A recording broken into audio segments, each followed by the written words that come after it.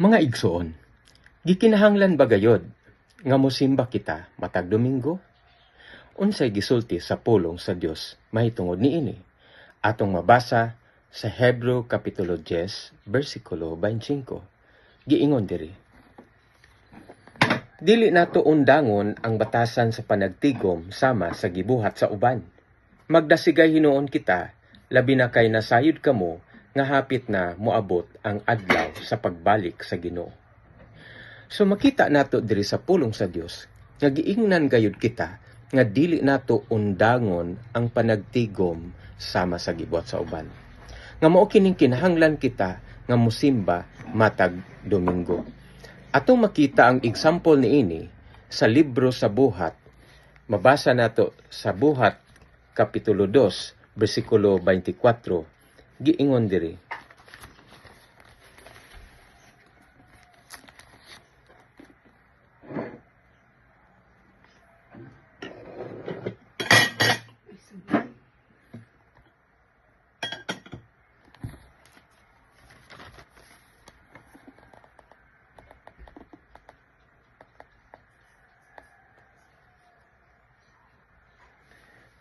Buhat Kapitulo 20, versikulo 7, giingon diri: Sa unang adlaw sa semana, nagtigom kami aron pag-ambit sa balaang panihapon, ug ang mga tawo giwalihan ni Pablo hangtod sa tungang gabi, kay mugikan man siya sa pagkasunod adlaw. Diri makita natong example nga gibuhat sa mga magtotoo sa early church.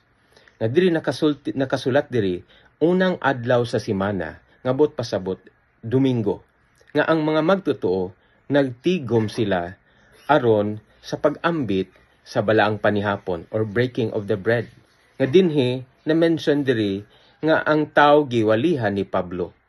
So ang pagsimba matag Domingo, importante kini kaayo isip usa ka magtotoo.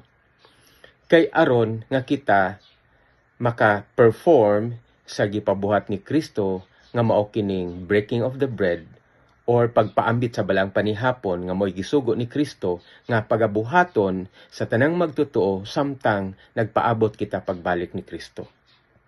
Og diri sad nato masinati nga adunay pagwali nga pagahimuon sa dihang mosimba kita, nga ang tanan nga mga magtotoo maminaw sa giwali, kay ang pagwali mao kini ang pagpaambit sa pulong sa Dios aron kita, number 1, madasig kita sa pagkinabuhing Kristohanon.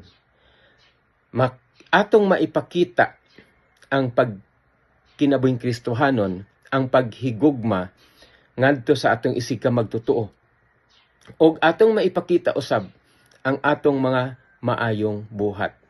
So mga igsuon, importante diay kaayo nga mosimba gayud kita matag Domingo. Salamat sa pulong sa Dios. Blessed be the name of the Lord. Amen.